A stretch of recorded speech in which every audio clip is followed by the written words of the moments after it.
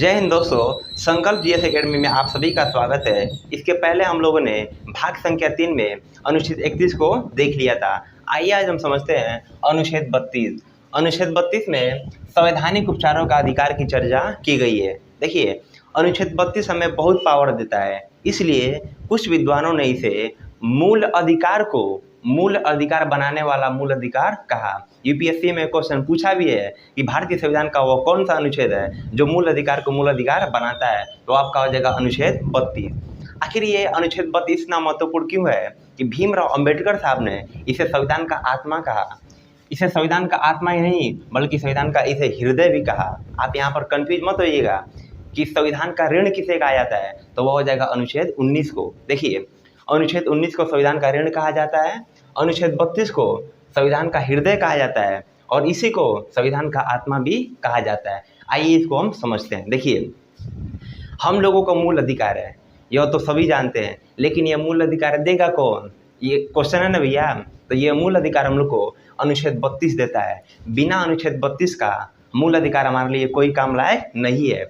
अब मान लीजिए अनुच्छेद 32 तो हमें मूल अधिकार दे दिया, यानी कि ये गारंटी दे दिया हमारे मूल अधिकार का, तो भैया इसका गारंटर कौन है? तो गारंटर जो है वो सुप्रीम कोर्ट है। सुप्रीम कोर्ट को मूल अधिकार का रक्षक कहा जाता है। जैसे मान लीजिए आप मोबाइल खरीदने जा रहे हैं, तो आप दुकानदार कह रहा है कि इस पर 6 महीने की गारंटी दी जा रही है, तो भैया गारंटी दे कौन रहा है? तो दुकानदार दे रहा है।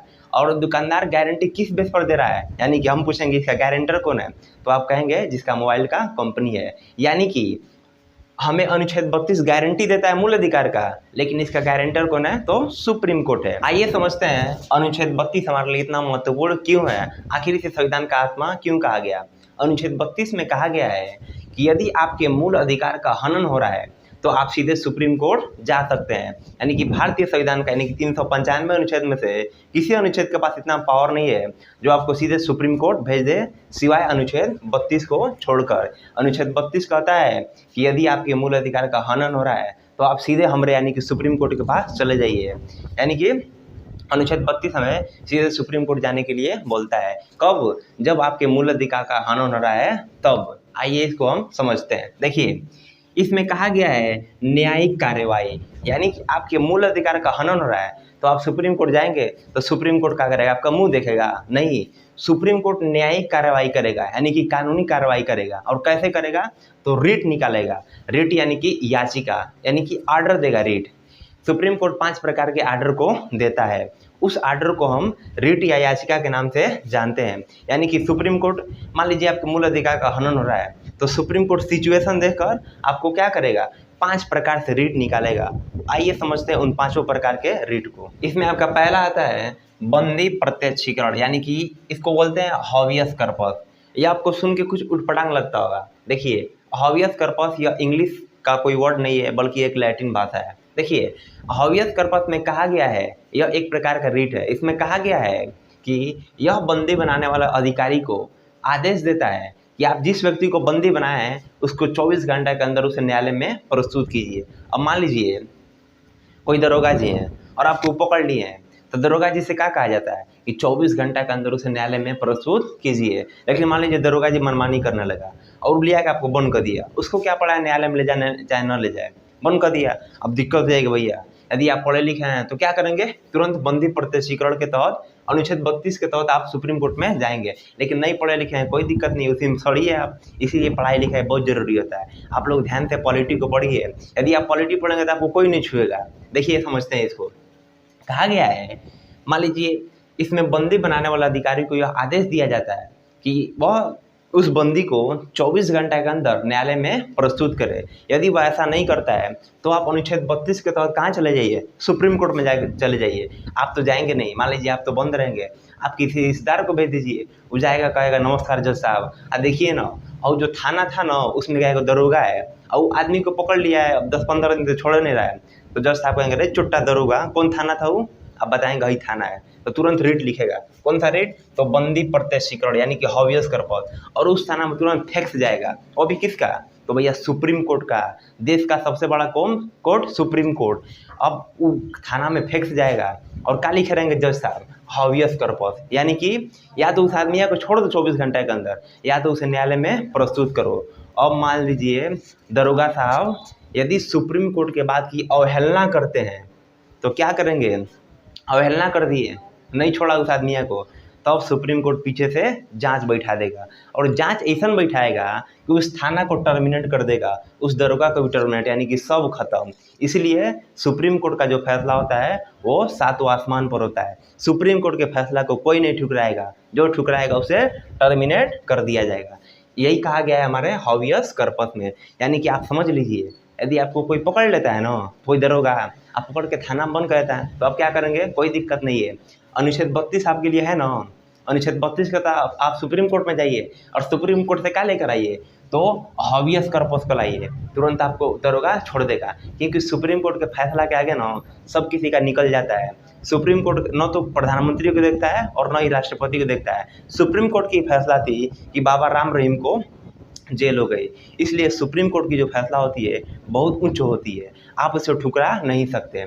लेकिन यहाँ पर एक सवाल फंसता है, सवाल ये फंसता है कि क्या किसी व्यक्ति को निवारक निरोध अधिनियम के तहत उसे अरेस्ट कर लिया जाता है, यानी कि निवारक निरोध अधिनियम के तहत मान लीजिए हमको अरेस्ट कर लिया जाएगा, तो क्या तब आप बंदी प्रतिचिकरण यानी कि हावियस कॉर्पस को ला सकते हैं? नहीं भैया, क्योंकि निवारक निरोध अधिनियम के तहत जिसे पकड़ा जाता है उसे 3 महीना तक बिना किसी कारण बताए, बिना किसी वारंट बताए आप जेल में रख सकते हैं। यानी कि जिस व्यक्ति को निवारक निरोध अधिनियम के तहत पकड़ा जाता है उसके खिलाफ आप हावियस कॉर्पस को नहीं ला सकते हैं।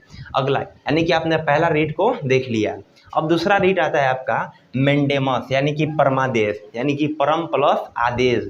इसमें कहा गया है हम आदेश देते हैं, हम मतलब कौन, तो सुप्रीम कोर्ट, हम आदेश देते हैं।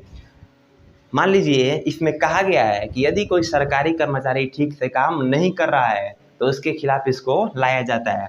आपने देखा होगा सरकारी स्कूल में मास्टर लोग पढ़ाते नहीं है, मास्टर लोग जाएंगे सुबह सुबह मस्त ऑफिस में बैठेंगे, व्हाट्सएप पर फेसबुक चलाएंगे, जो मैडम रहेंगे वो क्या करेंगी, सीरियल का बात बतियाएंगी, स्वेटर बुनेंगी। गड़बड़ होता है ना, वो लोग जानते भी हैं इंडिया के लोग पढ़ा लिखा नहीं होता है उतना, कौन हमारे खिलाफ परमादेश को लाएगा। लेकिन आप पढ़े लिखे हैं, इसके खिलाफ आवाज़ को आप उठा सकते हैं। क्या करेंगे, कोई दिक्कत नहीं है, अनुच्छेद 32 का प्रयोग करेंगे, आप पहुंच जाएंगे सुप्रीम कोर्ट में और जज साहब से कहेंगे जज साहब और स्कूलिया है ना, मास्टर लोग पढ़ाता नहीं है, तो जज साहब कहेंगे कौन स्कूल है, तो लिख देगा हाई स्कूल है। और क्या करेगा, तुरंत कहेगा मेंडेमस, यानी कि तुरंत फैक्स भेजेगा स्कूल में कि हाँ यही मास्टर था, इन लोग को टर्मिनेट कर दिया जाए, नहीं तो अपना वो सब सफाई दीजिए। यदि सफाई दे दिए तो सही है, नहीं दे पाए तो पकड़ा जाएंगे और क्या किया जाएगा, उन्हें तुरंत टर्मिनेट कर दिया जाएगा। इसलिए आप जहाँ भी इस अन्याय को देखिए उसे सुधारने की कोशिश कीजिए, क्योंकि सरकार सरकारी शिक्षा पर बहुत खर्च करती है लेकिन शायद शिक्षा हम नहीं पा पाते हैं। ये जो मास्टर लोग होते हैं, सभी की बात हम नहीं कर रहे हैं, केवल कुछ ही लोग होते हैं जो शिक्षा व्यवस्था को पूरी तरह से चौपट कर दिए हैं, या पढ़ाने के लिए नहीं बल्कि एक बिजनेस के दृष्टि से शिक्षा स्कूल पढ़ाते हैं। देखिए भारत की एक बहुत अच्छी लाइनें लिखी जाती है, कहा जाता है कि जो भारत के अधिकांश लोग हैं वो सरकारी स्कूल में पढ़ना नहीं चाहते हैं, लेकिन सरकारी स्कूल में सभी पढ़ाना चाहते हैं। इसलिए आप यदि पढ़े लिखे हैं, पॉलिटी आप जानते हैं, तो क्या कर सकते हैं आप, यदि आप देखते हैं कि किसी सरकारी स्कूल में पढ़ाई नहीं होती है तो अनुच्छेद 32 का प्रयोग कीजिए, आप सुप्रीम कोर्ट जाइए और वहाँ से क्या लाइए, रिट निकलवाइए। कौन सा रिट, तो परमादेश को। यह केवल किस पर लागू होता है, तो सिर्फ सरकारी कर्मचारी पर ही लागू होता है, सिर्फ सरकारी व्यक्ति को। क्या आप हमारे खिलाफ परमादेश को ला सकते हैं? नहीं ला सकते हैं। क्यों? क्योंकि हम सरकारी आदमी नहीं है, हम एक प्राइवेट आदमी है, इसलिए आप हमारे खिलाफ परमादेश को नहीं ला सकते हैं। परमादेश उन्हीं के खिलाफ लाया जाएगा जो सरकारी कर्मचारी होते हैं। अब मान लीजिए, क्या आप राष्ट्रपति या राज्यपाल के खिलाफ परमादेश को ला सकते हैं? नहीं ला सकते हैं। क्यों? क्योंकि जो राष्ट्रपति होता है वो देश का सबसे बड़ा मुखिया होता है और राज्यपाल राज्य का सबसे बड़ा संवैधानिक पद उसी का होता है। आप इन दोनों के खिलाफ कभी भी परमादेश को नहीं ला सकते हैं, भले वो काम करें या न करें। आइए समझते हैं अगला रीट। अगला आपका रीट आता है अधिकार परीक्षा, यानी कि अधिकार पूछा जा रहा है। इसको हम हिंदी इंग्लिश में को वारंटो कहते हैं। देखिए इसमें कहा गया है कि जब कोई व्यक्ति ऐसा कार्य को करने लगे जिसके लिए वो अयोग्य हो तो उसके खिलाफ को वारंटो को लाया जाता है। जैसे मान लीजिए आपके अपने पड़ोसी में ले लीजिए, मान लीजिए कोनो आदमी है वो धोखा से नौकरी को न पा गया, गड़बड़ मामला करके नौकरी पा गया, तो आप जा सकते हैं अनुच्छेद 32 का सुप्रीम कोर्ट और जाके जज साहब से कह देंगे जज साहब और जो आदमी है ना वो फर्जी नौकरी कर रहा है, उसके अंदर कोई भी योग्यता नहीं है उस काम को करने के लिए। जज साहब कहेंगे ऐसा बात है, कोई दिक्कत नहीं है, वो कौन डिपार्टमेंट में काम करता है, तो आप बता देंगे ये वाला डिपार्टमेंट में काम करता है। तुरंत जज साहब कहेंगे, जांच बैठाएंगे और उस डिपार्टमेंट से कहेंगे कि हमको वो आदमी का ना जो आपके यहाँ कमवा करता है उसका थोड़ा सब दिखाइए, उसका रिकॉर्ड, उसका प्री का नंबर कितना था, मेंस का नंबर कितना था, एडवांस का नंबर कितना था, उसको भर्ती कौन किया था, उसको पहला सैलरी कौन दिया था। यदि वो इंसान सही में अयोग्य है तो उसको उस पद से हटा दिया जाएगा। किसके तहत, तो को वारंटों के तहत। देखिए ट्रैफिक नियम क्या कहता है कि आपके गाड़ी का चालान वही व्यक्ति काट सकता है जिसके कंधे पर 1 स्टार रहना चाहिए। हवलदार चपरासी आपके चालान को नहीं काट सकती है। उनका अधिकार सिर्फ यही है कि वो रोक सकते हैं, उन्हें यह अधिकार नहीं दिया जाता है कि वो चालान को काट लें। यदि आप पॉलिटी पढ़े हैं तो आप जान सकते हैं। अब जानते देखे ना कहीं पर भी ले लेते हैं सब डंडा, तुरंत रोक देते हैं सब, कहते हैं सब हाँ भैया हेलमेट नहीं है 200 रुपया फाइन। कौन कहता है, तो चपरासी कहता है। हालांकि उसको यह अधिकार नहीं है कि वो आपसे पैसा या फाइन को मार सके। आप क्या कीजिए, यदि आपके साथ ऐसा हो रहा है तो आप तुरंत को वारंटो लाइए। क्यों, क्योंकि उसको यह भैया अधिकार किसने दिया तुमको चालान काटने के लिए। मानते हैं हम गलत है, लेकिन सबसे पहले बताओ तुमको यह अधिकार किसने दिया कि मेरा चालान काटो, चाहे हमको फाइन मारो। हम चालान भी कटवाएंगे, फाइन भी मरवाएंगे, लेकिन तुमसे नहीं, तुम्हारे सीनियर यानी कि कम से कम 1 स्टार यानी कि ASI, 2 स्टार रहेगा तो SI और 3 स्टार रहेगा तो इंस्पेक्टर। इन्हीं को यह अधिकार दिया जाता है कि वो फाइन मार सकते हैं या चालान को काट सकते हैं।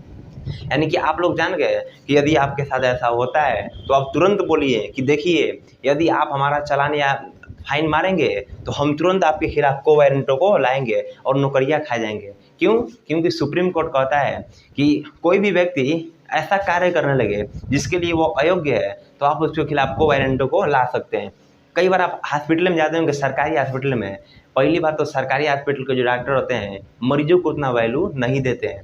अब मान लीजिए आपको चोट लगा है, जो डॉक्टर रहेगा केबिन में मस्त बैठा रहेगा AC चला के, आप कहेंगे डॉक्टर साहब इतनी सुई लगा दीजिए हमको, कहेगा दूर से सुई भाग यहाँ से। स्टाफ से कहेगा, ये स्टाफ जो रहते हैं सब सफाई करने के लिए, उन सब से कहेगा सुइया लगा दो ना भैया, जान का किसी का खतरा भी हो सकता है, पता नहीं वो कैसे सुई लगाएगा कैसे नहीं। तो आपको यदि ऐसा किया जा रहा है तो आप तुरंत क्या कीजिए, अनुच्छेद 32 के तहत आप सुप्रीम कोर्ट जाइए और उस डॉक्टर के खिलाफ, यदि सरकारी डॉक्टर के खिलाफ, प्राइवेट के खिलाफ आप नहीं ला सकते हैं, उस डॉक्टर के खिलाफ आपको वारंटों को लाइए। याद देखिए यदि वो डॉक्टर गलत है तो उसका नौकरी जज साहब खा जाएंगे। इसलिए कहते हैं पॉलिटी को पढ़िए। देखिए हम लोगों ने 3 रीड को पढ़ लिया, कौन कौन सा, यानी कि हॉबियस कर्पस को पढ़ लिया, मेंडेमस को पढ़ लिया और को वारंटो को पढ़ लिया। यह जो तीनों अधिकार था यह सिर्फ सरकारी कर्मचारियों पर ही लाया जाता है। अगला जो 2 रीट होता है यानी कि प्रोहिबिशन और उत्प्रेषण यानी कि सर्ज्यूरी, यह किसी व्यक्ति पर नहीं लाया जाता है बल्कि ऊपरी न्यायालय अपने निचले न्यायालय पर लाती है। आइए इसको हम समझते हैं। देखिए प्रोहिबिशन में कहा गया है कि यदि निचले न्यायालय अपने अधिकार का उल्लंघन करके फैसला सुना चुकी है तो ऊपरी न्यायालय उसके खिलाफ प्रोहिबिशन को लाएगी। अब ये अधिकार का उल्लंघन क्या होगा, जैसे हम समझिए, मान लीजिए उत्तर प्रदेश में कोई क्राइम हो गया, भैया उत्तर प्रदेश में भी तो कोर्ट है। अब मान लीजिए उत्तर प्रदेश में क्राइम हुआ और इसका जो फैसला चल रहा है वो राजस्थान की कोर्ट में चल रहा है, ये तो गड़बड़ हो जाएगा ना। अरे भैया जहाँ का कोर्ट है वहीं फैसला सुनाइए ना। अब मान लीजिए कहाँ इधर उधर चला रहा है, तो यदि ऐसा हो रहा है तो आप क्या कीजिए, तुरंत प्रोहिबिशन के तुरंत अनुच्छेद 32 के तहत आप सुप्रीम कोर्ट जाइए और सुप्रीम कोर्ट में कहिए कि जज साहब देखिए ना, और जो राजस्थान में यूपी में कांड हुआ है और उसका फैसला राजस्थान में चल रहा है, तो जज साहब क्या कहेंगे, ऐसा बात है कोई दिक्कत नहीं है, उस कोर्ट के खिलाफ वो प्रोहिबिशन को लाएंगे। यानी कि कहा गया है जब निचली न्यायालय अपने अधिकार का उल्लंघन करके कोई फैसला सुना रही है तो उसके खिलाफ प्रोहिबिशन को लाया जाता है। अब मान लीजिए निचली न्यायालय फैसला सुना रही है तो उसके खिलाफ आप प्रोहिबिशन को लाएंगे, लेकिन यदि फैसला सुना चुकी है तो उसके खिलाफ आप सर्जियरी को लाएंगे। सर्जियरी के तहत जो ऊपरी न्यायालय रहेगी वो निचली न्यायालय की कार्रवाई को रोक देगी। आप लोग इसका अच्छा एग्जाम्पल समझ सकते हैं, स्टे नहीं, घर पे स्टे लगता है, कोई घर बनवा रहा है आप उस पर स्टे को ला देते हैं। यदि आपको लग रहा है कि जो निचले न्यायालय है वो अपने अधिकार का उल्लंघन कर दिए तो आप इसको ला सकते हैं, यानी कि सर्जियरी को। इस प्रकार हम लोगों ने 5 प्रकार के रीट को देख लिया जो सुप्रीम कोर्ट निकालती है। इसमें से जो 3 रीट था वो किसी सरकारी व्यक्ति पर लाया जाता है, लेकिन जो 2 रीट है वो ऊपरी न्यायालय पर निचले न्यायालय पर लाती है। कब, जब निचले न्यायालय अपने अधिकार का उल्लंघन करके फैसला सुना चुकी होती है। आइए इसको हम समझते हैं। देखिए मूल अधिकार का रक्षक सुप्रीम कोर्ट को कहा जाता है। लेकिन दिक्कत इस बात की हो गई, यहाँ पर बहस छिड़ गई। भीमराव अंबेडकर साहब ने कहा कि यदि आपने मूल अधिकार का रक्षक सुप्रीम कोर्ट को बना दिया, यानी कि मूल अधिकार का रक्षा सिर्फ सुप्रीम कोर्ट ही करेगा। अब मान लीजिए कोई व्यक्ति है कर्नाटक का और ये आपका आ जाएगा दिल्ली, दिल्ली में आपका आ जाएगा सुप्रीम कोर्ट। तो मान लीजिए कर्नाटक का कोई व्यक्ति है, गरीब व्यक्ति है, अब इसको लग रहा है कि हमारे मूल अधिकार का हनन हो रहा है, तो भैया यह यहाँ से दिल्ली तक जाने में इसको बहुत पैसा लगेगा, बहुत खर्च होगा, तो ये कहाँ जा पाएगा? नहीं जा पाएगा। और क्या आपको लगता है कि सुप्रीम कोर्ट में एक दिन में सुनवाई हो जाएगी? नहीं हो पाएगी। इसलिए कहा गया कि देखिए, या तो सुविधा के अनुसार अनुच्छेद 32 के तहत आप सुप्रीम कोर्ट में जाइए, या अनुच्छेद 226 के आप हाई कोर्ट में चले जाइए। दोनों आपके मूल अधिकार के लिए रीट निकाल देंगी। आपको जो आपको पास लगता हो आप उसमें जा सकते हैं। अनुच्छेद 32 के तहत आप सुप्रीम कोर्ट जाइए, या अनुच्छेद 226 के तहत आप हाई कोर्ट चले जाइए। देखिए संविधान को कितना बेहतर ढंग से सजाया गया। अब मान लीजिए क्वेश्चन पूछता है कि मूल अधिकार का रक्षक किसे कहते हैं, तो आप सुप्रीम कोर्ट नहीं मारेंगे, उसमें supreme court plus high court दोनों आता है, यानी कि मूल अधिकार का रक्षक सुप्रीम कोर्ट भी करता है और हाई कोर्ट भी करता है। अगला क्वेश्चन सुनिए। क्वेश्चन ये पूछा था, कुछ घुमा के क्वेश्चन पूछ दिया था और पूछा था इनमें से किस मामला में, ऑप्शन दिया था उसमें, इनमें से किस मामला में जो हाई कोर्ट होता है वो सुप्रीम कोर्ट से बड़ा होता है। पगला गए सब, ये कहें सब रे भैया सबसे बड़ा कोर्ट तो सुप्रीम कोर्ट, और सुप्रीम कोर्ट हाई कोर्ट के सामने छोटा हो रहा है। कौन मामला में? गड़बड़ा गया। देखिए रिट निकालने के मामला में कहा, देखिए अनुच्छेद 32 के तहत आप सुप्रीम कोर्ट जाइए। सुप्रीम कोर्ट सिर्फ मूल अधिकार का रक्षक होता है, यानी कि यदि आपके मूल अधिकार का हनन हो रहा है तो सुप्रीम कोर्ट सिर्फ मूल अधिकार का ही रिट निकालेगा। लेकिन जो हाई कोर्ट होता है ना, वो मूल अधिकार के साथ साथ अन्य अधिकारों का भी रिट निकालता है। जैसे मान लीजिए ये हमारा कोचिंग सेंटर हो जाएगा, सरकार को पसंद आ गया और कहा कि हम आपकी कोचिंग पर म्यूजियम बनाएंगे, तो हम सुप्रीम कोर्ट लगे जाएंगे, क्या कहेगा? भाग चोट्टा, हम सिर्फ मूल अधिकार के रक्षक हैं, संपत्ति का अधिकार मूल अधिकार नहीं है, यह कानूनी अधिकार है। भगा देगा हमको, तो क्या हम घर लौट जाएंगे? नहीं,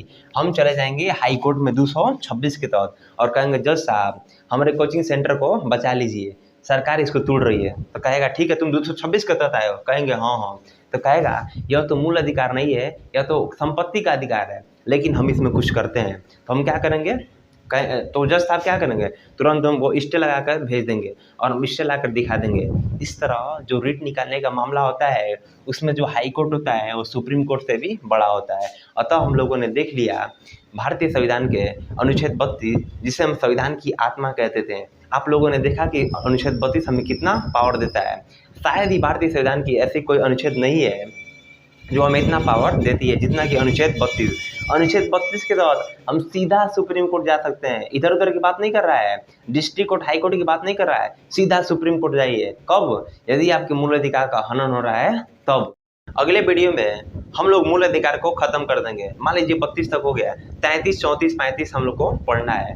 आप हमारे साथ निरंतर बन रहे हैं, हम आपको जीएस के वो सारे क्लास को प्रोवाइड कराएंगे जो एग्जाम के पॉइंट ऑफ व्यू से आपके लिए बहुत ही महत्वपूर्ण है। यदि हमारे वीडियो आपको पसंद आ रही है तो वीडियो को लाइक कीजिए, शेयर कीजिए और हमारे चैनल को सब्सक्राइब कीजिए। आज के लिए इतना ही, मिलेंगे नेक्स्ट वीडियो में, तब तक के लिए जय हिंद।